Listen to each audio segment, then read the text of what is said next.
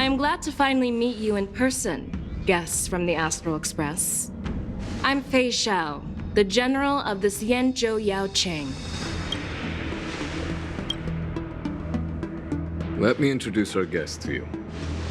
The one dressed in green. He's the reincarnation of Imbibitor Lune, and the person behind him is the newest member of the crew. I've heard a lot about you. Outside the reports from the Law Fu, the Skyfaring Commission of the Yaoqing has also gathered plenty of information about both of you. I've been eager to meet you face to face for reasons that I'm sure General Jing Yuan has explained.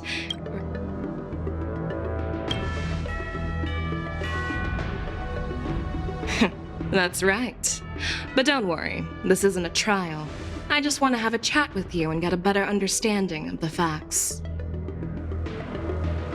According to General Jing Yuan's report, the Ruin Legion is to blame for the Ambrosial Arbor crisis, and all Arbiter Generals should pay attention to the Ruin Author's movements. Over the years, the Destruction's minions have wreaked havoc on countless worlds, and the Alliance has been keeping an eye on them. But no one expected them to join hands with the remnants of the Abundance. The damage caused by the Ambrosial Arbor crisis was far less severe than expected, which is good news for us. However, it was quite different from the Ruin Legion's usual style of destroying life wherever they go. While I trust the bravery of the Divine Foresight and the Nameless, I'm curious about some details missing from the report. I'd like to take this chance to have an exchange with both of you. Let me be clear, the questions I'll ask might not reflect my actual thoughts, so please don't take offense if any of my questions... Please go ahead, General. But keep in mind we can only answer based on what we know. And perhaps you already have the answers to your questions in your heart. You have a clever tongue. I like it. The Merlin's claw is quite articulate. Right now, her intentions are unknown, and Jing Yuan wants us to be honest. Maybe I'll just stick to the facts we know. Let's cut to the chase. Before the crisis struck, the Astral Express was guided here by a Stellaron hunter, a wanted felon, in an attempt to resolve the Stellaron crisis. However, everyone in the cosmos knows of the Stellaron hunter's reputation. So, why did you place so much trust in them? Could it be that some of you have a connection with them?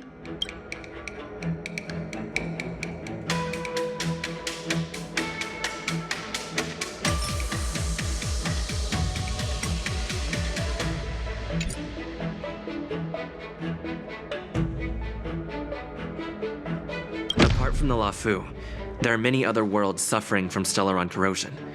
For example, Eurillo 6, the world that the Express stopped at before reaching the Lafu, was one of them. To the Express, Stellarons act as roadblocks on the Silver Rail and pose risks to the warping process. And that's why dealing with Stellaron issues is part of the duty of the Nameless. Ah, I've heard about those problems caused by Stellarons. The Express connects various worlds, so it makes sense for you to take care of this. The cosmos is a mess, and the Trailblazers are just doing their best to fix it. I understand. Let's move on to the next question. The report suggests that Don Shu, the master of the Disciples of Sanctus Medicus, colluded with the Lord Ravager and used the power of the Stellaron to resurrect the Ambrosial Arbor. But here's the thing. Don Shu was just a chief alchemist.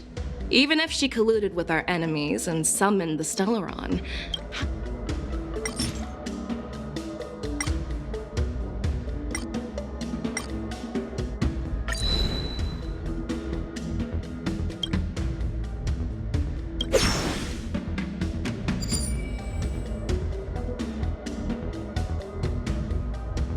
I personally met Don Shu once. Her closest friend was killed during the war on the Fanghu, and she harbored deep hatred towards the Hunt. So she spent years making preparations in the Alchemy Commission, in order to take revenge on the Xianzhou. revenge is also a form of the Hunt.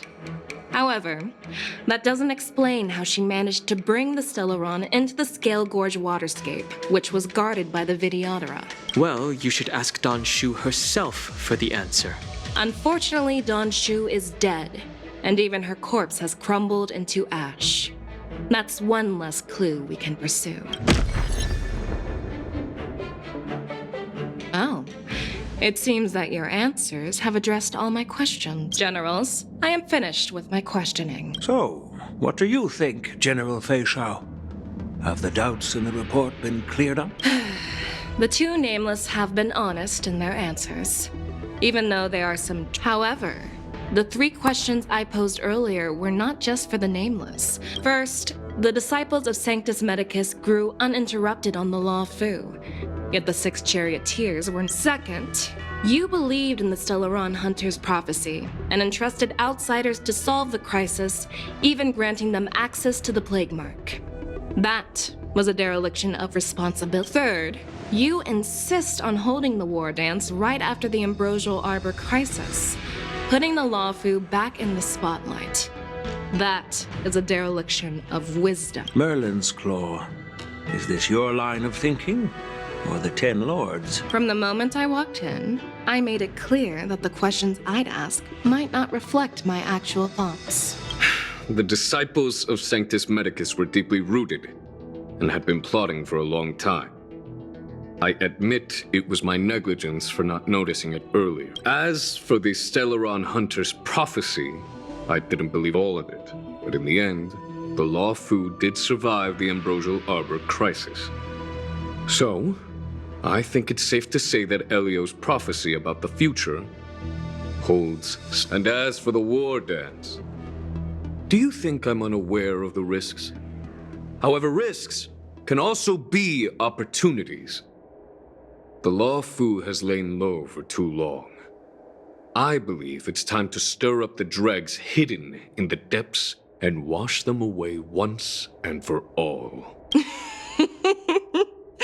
Just as I expected from our sophisticated... But, unfortunately, ever since the report was submitted, the Alliance has been filled with rumors and speculation. Even within the Law Fu, there are people accusing you of neglecting your duties, resulting in the Ambrosial Arbor's resurrection. So what are your thoughts on all of this, General Fiexiao? As a fellow Arbiter General, I fully understand the difficulties of this position. Personally, I think all these rumors are meaningless drivel. Across the sea of stars, the Divine Foresight knows better than anyone else what happened on the Law Fu, and the meaning behind it, just as what happened on the Xianzhou Yaoqing recently. You mean the Xianzhou Yaoqing is also... The scouts of the Verdant Knights have sent back reports that Borisin are making trouble again. The Borisin packs that were once divided and scattered have started swallowing each other up, forming larger and larger packs.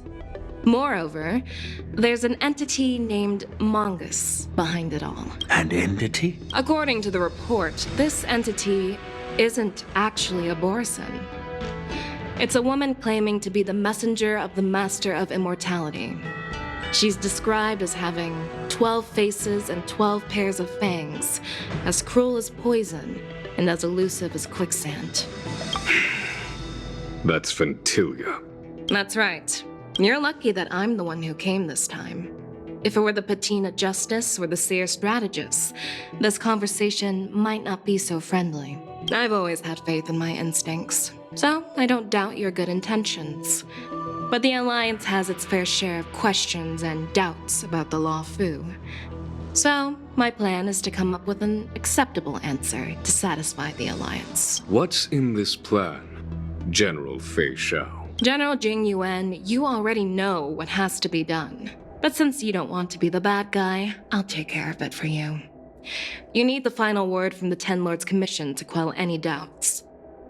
And for that, I'll have to ask the two nameless to visit the Shackling prison.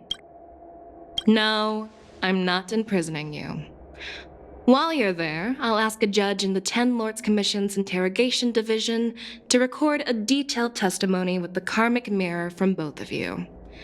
We'll fill in the gaps that weren't covered in the report and silence any protests within the Alliance. I'm okay with that. Your willingness to help is Then, as the Oh, there's one more thing. This testimony is for silencing the voices of opposition within the Alliance. But I would like to urge General Jing Yuan to listen to the pleas of the Foxians on the Xianzhou Yaoqing. So, you are here for Hule. Exactly. Hule is locked up in the Luofu's shackling prison. Since he is the broodlord of the Borsen, I want to transfer him onto the Xianzhou Yaoqing and imprison him there. The recent movements of the Borsen suggest they're planning something big, so we must act preemptively. It makes sense to have the Foxians keep an eye on their arch-nemesis. Since you trust my judgment, I was worried this would turn into a heated argument, but it seems like both of you are on the same page, solving each other's problems. I couldn't have asked for a better outcome. And as for Hule, I'll send my lieutenants Zhao Chou and Moza to check on his condition in prison and ready him for transfer.